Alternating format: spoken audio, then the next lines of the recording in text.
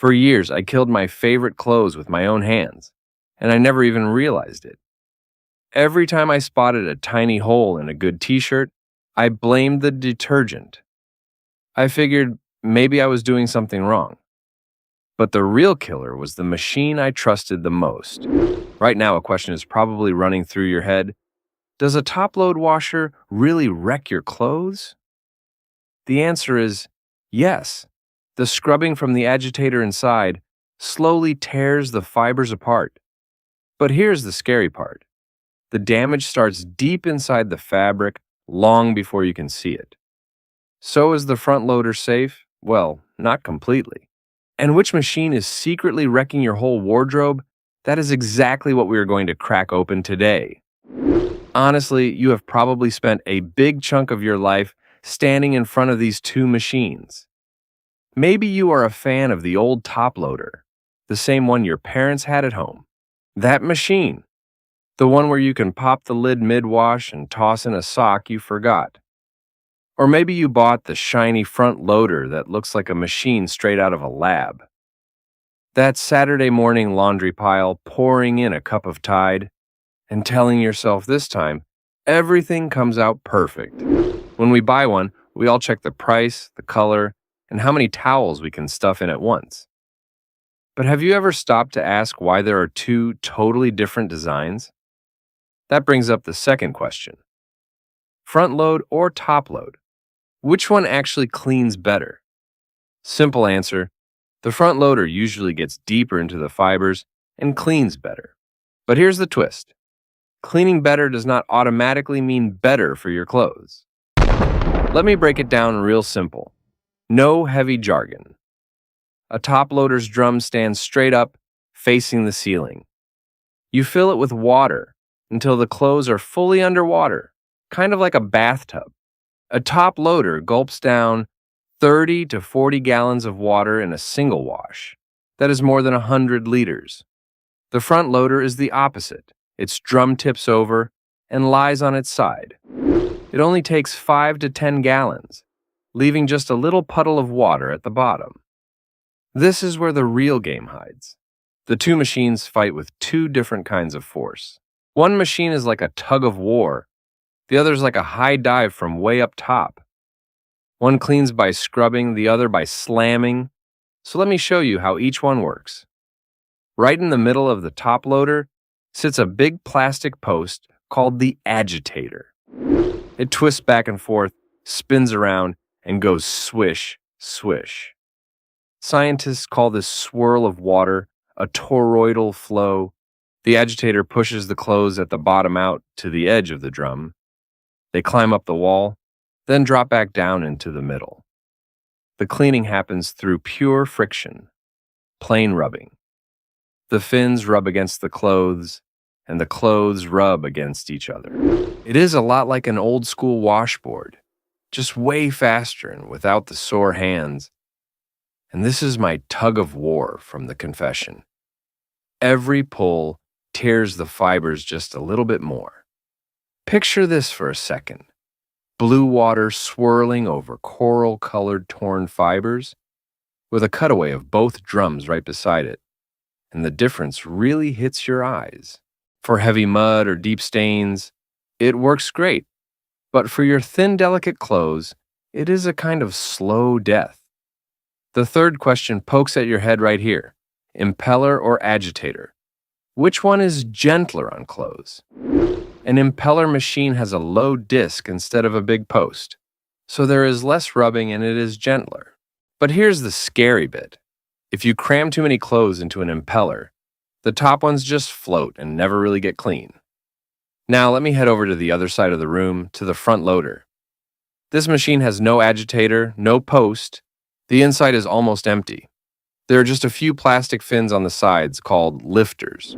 The drum spins, the lifters carry the heavy, wet clothes all the way up to the 12 o'clock spot, then suddenly let go.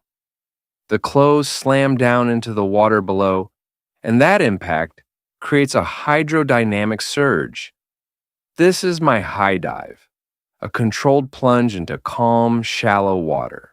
The top loader scrubs the dirt off the surface.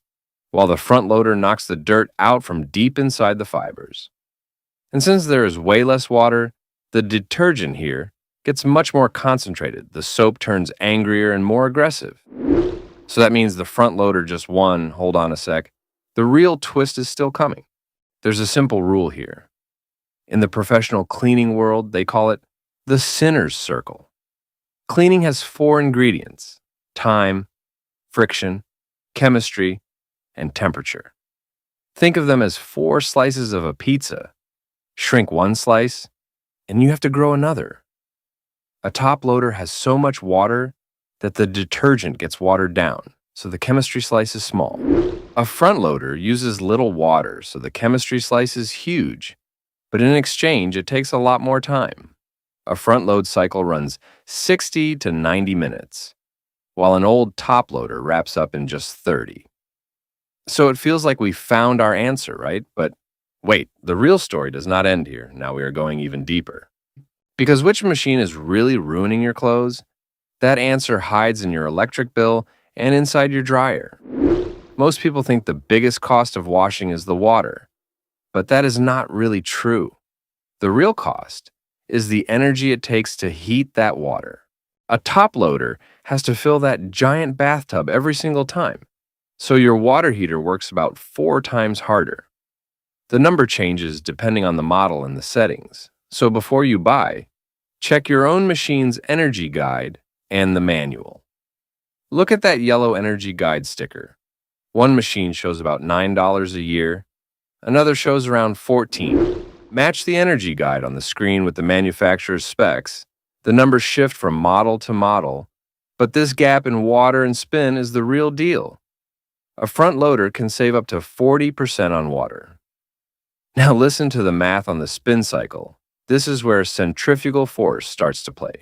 A top loader spins 600 to 800 times a minute, but a front loader spins 1,200 to 1,600 times. So clothes pulled from a front loader feel just damp, while ones from a top loader come out heavy and soaking wet. That means your dryer, the biggest energy hog in the house, works a whole lot less with a front loader. Here comes the 4th question.